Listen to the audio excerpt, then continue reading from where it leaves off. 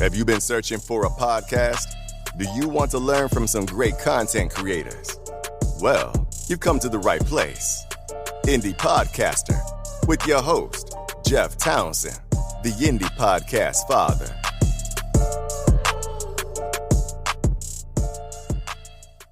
This is Leo Allen from Voluntary Input. My friend Jeff, the podcast father, asked me to fill in for him for this episode of Indie Podcaster. This is a special episode featuring Bryan Barletta from Sounds Profitable Podcast, in which he speaks with Steve Wilson, Chief Strategy Officer at Q Code Media. They talk about something I think will resonate with every podcaster: what it takes to get podcasts featured in major podcast listening apps, building relationships with podcast discovery platforms, and becoming a co-marketing partner.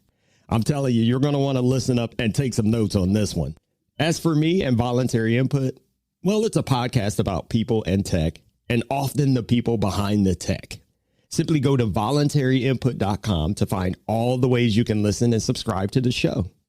While you're there, select contact if you have any questions, comments, or show ideas.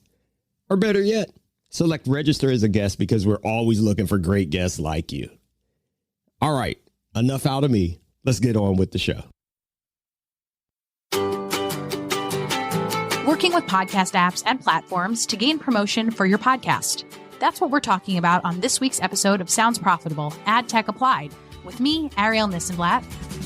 The conversation that you're about to hear on Sounds Profitable, Ad Tech Applied will change the way you approach to potential collaboration partners for promotional opportunities for your podcast.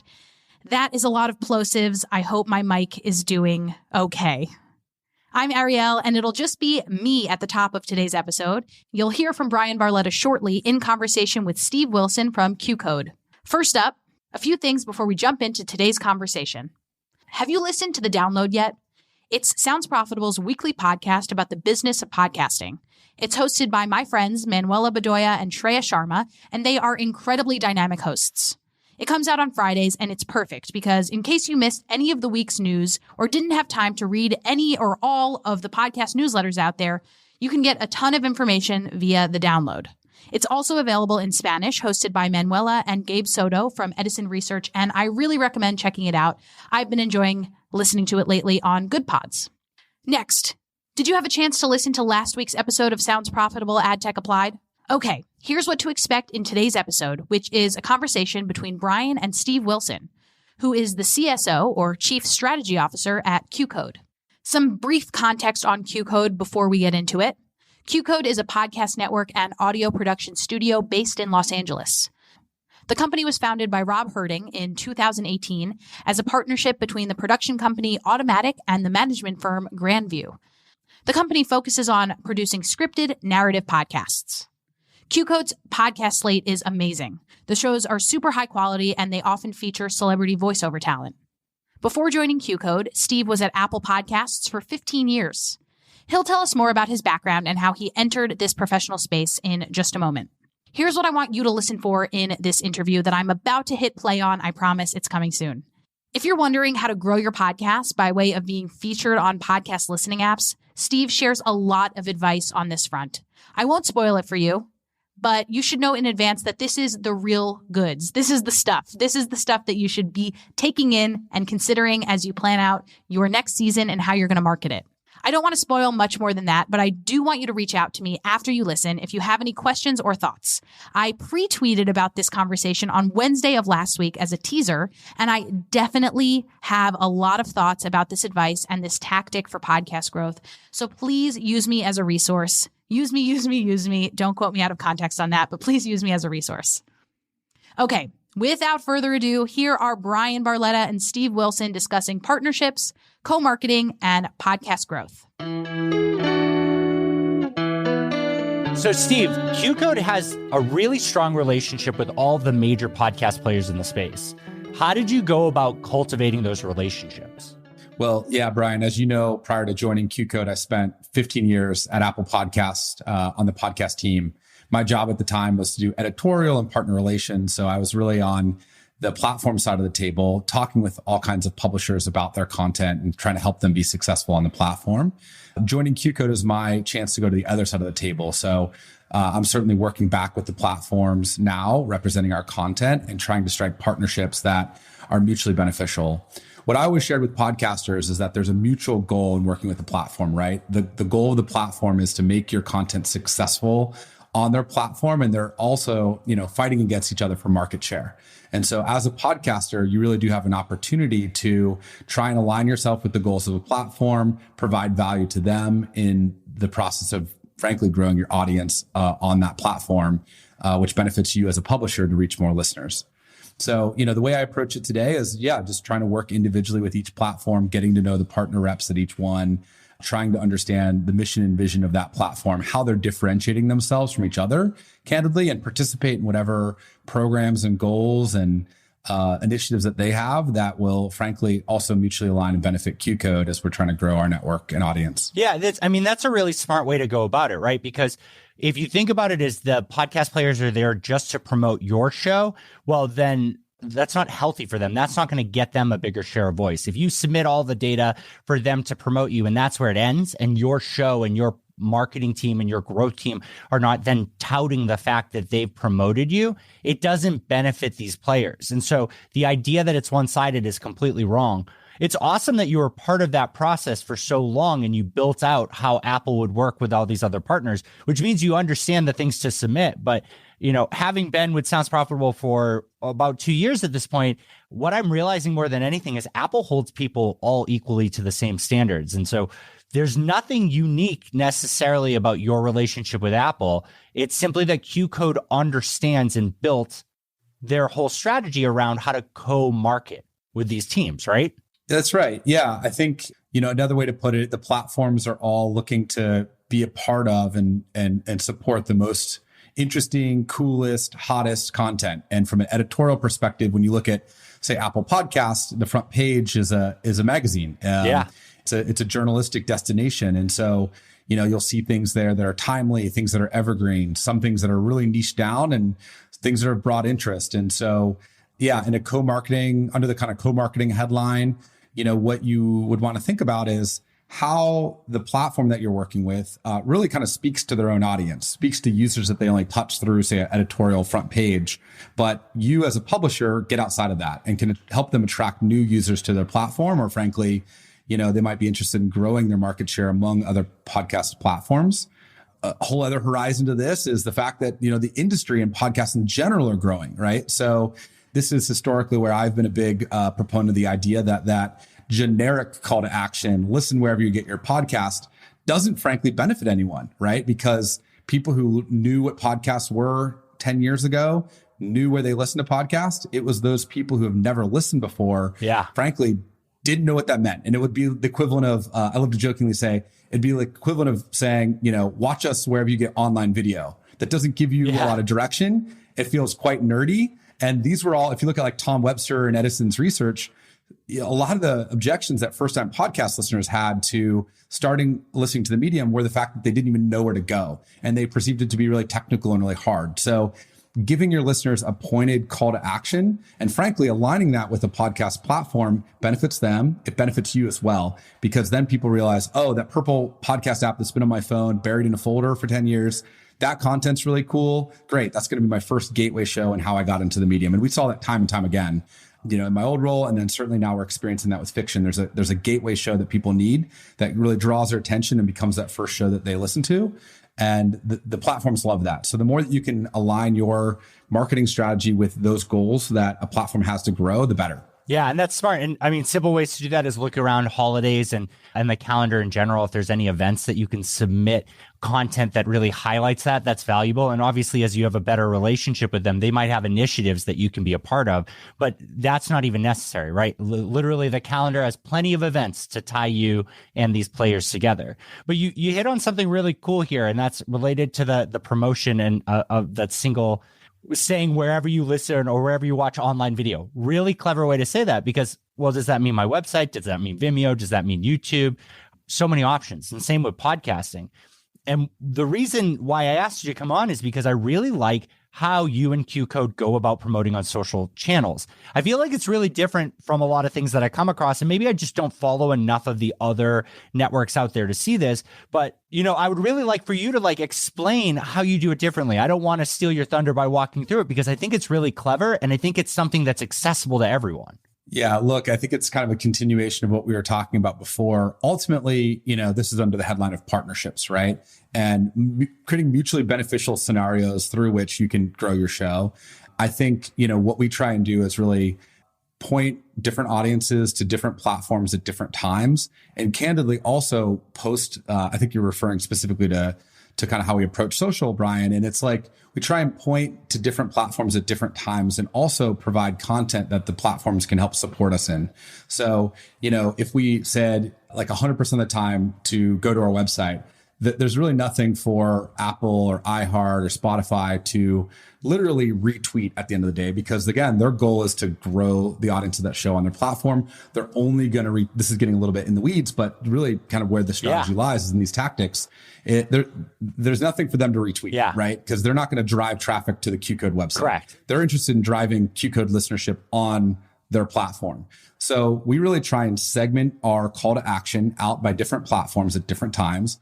We align it with the platforms who are most investing with us in any given title. So if one of them is really excited about a particular show, wants to develop a co-marketing strategy with us on that show, committed to promoting us on their platform, we're going to respond in kind and create value for them by maybe giving them that first social post, maybe linking to them in the press announcement around that title above the fold or put in first position.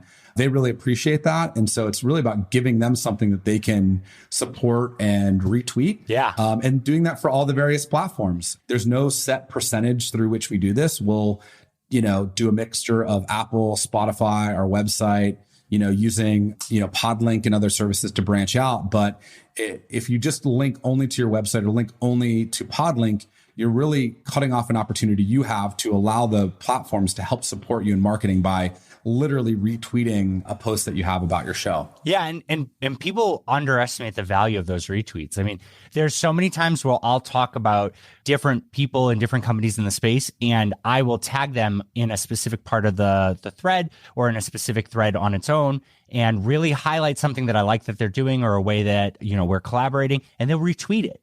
And it gets tons of traction that way, right? That's valuable to have multiple people sharing the same content. So I love that strategy. And, people are worried that it alienates listeners. I don't think it does, because if I saw a promotion for a Q Code show pointing to iHeart and I wanted to listen to that show, if driving to iHeart was off-putting for whatever reason because I don't use the app, that means I'm already in the ecosystem.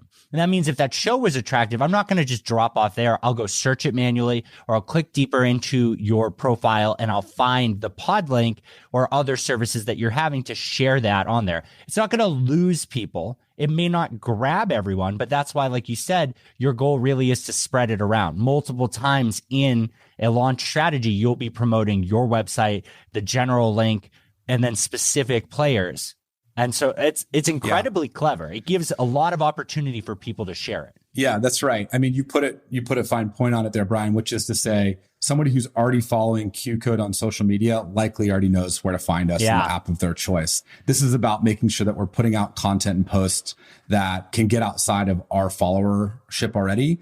And worth noting, that copy needs to be wired to make sense to somebody who isn't familiar with the content. So we could really spend a lot of time getting super into the weeds, but really it's not like posting new episode now available on something that people aren't going to really resonate with. It's trying to craft that copy to where if you don't follow Q Code, you have no idea who we are, what's exciting about this content, what's the benefit to the listener, why is it cool, who's a part of it, that really stands on its own, that is the kind of content that a platform or a publication or a journalist or whoever would want to support and retweet and help you, again, get outside of your sort of native endemic followership on your social account. Yeah, it's such a smart way to go about it. This isn't like buying inventory or buying ads on a player. This is cross promotion. This is collaboration. And even if you're just submitting it to a channel and you know, that's the only contact you have, when you're submitting, they're asking you how you're going to collaborate like that. So all of these are really smart ideas to prepare for how you can best work with these players. And it doesn't matter the size of the show. If you present well, if you have content that overlaps with what they're doing, they do highlight people who go through their funnels. The biggest feedback I've ever received from these partners is that sometimes those funnels, the reason people aren't selected is because they don't submit all of the content, including the marketing strategy. That's one thing that they all seem to ask for. How are you going to go promote it? So really think that through and, take advice from this. Well, I was going to say 100%. Like, just fast thing I would add there, Bryan, too, to think about is like, the platforms love to get excited about how, they're meeting a podcaster who's already on a mission, right? And I always recommend podcasters really talk about their show and all the exciting things that they're doing, how they're frankly already on that mission on their own to grow the audience of the show, explain why they created it and what the goal of the show is, how they're growing it, how they're leveraging the platform on their own. And really what you're doing is inviting the platform to reciprocate. And, having been in that position for a long time, you definitely are motivated when you see somebody who's already doing all the things. You think, wow, I want to help them go even further, rather than somebody who's maybe sitting back and just driving all their content to their website or doesn't really engage, and trying to grow their content on your platform. You're motivated as a somebody on the platform side to really align with the people who are, again, on that same mission with you. Your listeners can't see me weaving my fingers together, but it's truly this, handshake between the platforms and the podcaster to try and grow that audience on the platform. And I think you kind of want to be a part of that. And yeah. I mean, think about it. When you have a guest on a show, like for this show, right, we'll put together materials, we'll give something for Q Code to want to share this, right? To highlight both you and both Q Code. We'll have assets, we'll have, the headliners, we'll have all of that. And that's really strong, that collaboration, but giving them, like you said, that lob ball to hit that home run. It make it as easy as possible for them to want to work with you. And it kind of falls into place. Yeah, absolutely. So promoting shows for growth is incredibly challenging. And everybody in the industry is hiring right now for people skilled in growing podcasts. The hardest part that I'm seeing is that we're finding people being poached and inflating salaries as they bounce back and forth, because it feels like there's truly like maybe a dozen people or less who are incredibly skilled at this. But I think that in this point of growth that we have right now as an industry, it's a perfect time to invest in people who are motivated to learn this and build it up inside of a company. So if I said to you, Steve, my network is growing great and I'm looking to fill this position, how would I go about not just trying to fill the position, but how would I go about educating and training and growing somebody internally and making that just as valuable as an option as hiring an incredibly well-priced individual to come run it for us? Yeah, I would just say, it's an exciting time on that front, just like so many technology industries. And I think of, startups in Silicon Valley where, they first hire engineers and then later hire marketing people. Same thing's true in playing out in podcasts, right? Audio engineers first. And then as the industry is growing, there's a lot of marketing hires happening, and really exciting for all the talented individuals who have been there along the way, and certainly I think worth the salaries that they're getting now. In terms of growing and developing people, look, I mean, I don't know that I have any kind of particular secret. I'm really proud of the team that we're assembling at Q Code. And candidly, these are all people who have come from other industries. Have a great person on my team who spent some time in the music industry, a great person on my team who spent some time in TV and film. And I think these are applicable, transferable mindsets and skills when you think about, frankly, what we do at Q Code, trying to build cinematic events in audio, limited series, scripted fiction, that have that kind of wow factor. So, what I really saw in these great hires were people who are creative, hardworking, interested in growing the audience in new and non-traditional ways. I mean, I think we're all building trailers, doing cross promotions. But I think there's a lot out there still that we can do around collaborations in the podcast industry beyond, even, things like paid buys and stuff like that. So I guess if I had one recommendation, it would be to be creative in terms of hiring and look for the people who get really excited about growing audience and are a little bit obsessive about that, regardless of their skill set. Yeah. I mean, I think that's the big thing that I try to harp on a lot, right? Teaching about podcasting and the podcast industry should be the easiest thing. Everybody hiring should be able to do that with their eyes closed. And I'm really excited because we'll have an education product completely free for everybody coming out soon from Sounds Profitable to help with that. But that's exactly what you're saying. You found people that were passionate about growth that had content related experience similar to what you're trying to accomplish in Q Code or transferable, but the podcast part is really what you decided to teach them. And that is where you get the most value. Finding someone that you resonate with, finding someone who can really capture that vision and understand the goals overall. Podcasting can be taught. The rest of that stuff, we should be looking outside the space and pulling more people in because it is applicable skills. That's right. Yeah, look, the biggest compliment I ever got personally in my career journey, I was about a year and a half out of school. I was looking to go to grad school, started working for Apple retail while I was studying to go to grad school, and got recruited into corporate. They were originally looking for someone with an MBA, 10 years of experience preferred. And as these conversations continued, I kind of asked them, why are you interested in me? And they told me, look, you have things that we can't teach, and we can teach you the rest of what you need to know. And that's the same philosophy, Bryan, that you kind of expressed there. And I try and carry forward as I'm thinking about hiring within our company, and we encourage others to do so too. Find the people that have that thing you can't teach. And yes, we can 100% bring more people into the industry and teach them podcasting. That's awesome. Well, thanks so much for joining me today, Steve. Thanks a ton. Really appreciate it. We want to hear from you. Please reach out if you have any questions or comments. We're on Twitter at SoundsProfNews, at Bryan Barletta, or at Ari This and That. And if you want to send us an email, that's podcast@soundsprofitable.com. This show is recorded with Squadcast, the best place to record studio quality video and audio for content creators. I use Squadcast for all of my podcast recordings and my product deep dives, and it is by far my favorite product in my entire podcast solution. Please check out Squadcast at squadcast.fm for a free 7-day trial and let me know what you think. Do you want more from Sounds Profitable? We have a few more podcasts that you can check out.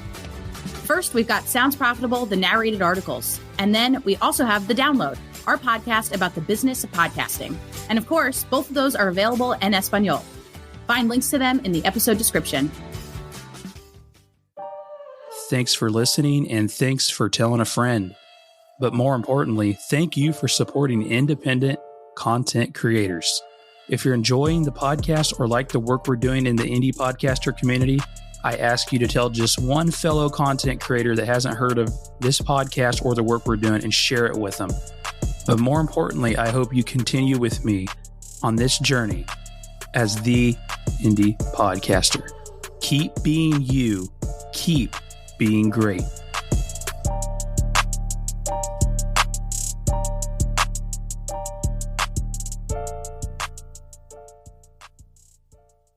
And the question is, do I stay here? Will you be back? Are you gonna come back? Will you be back? Are you coming back?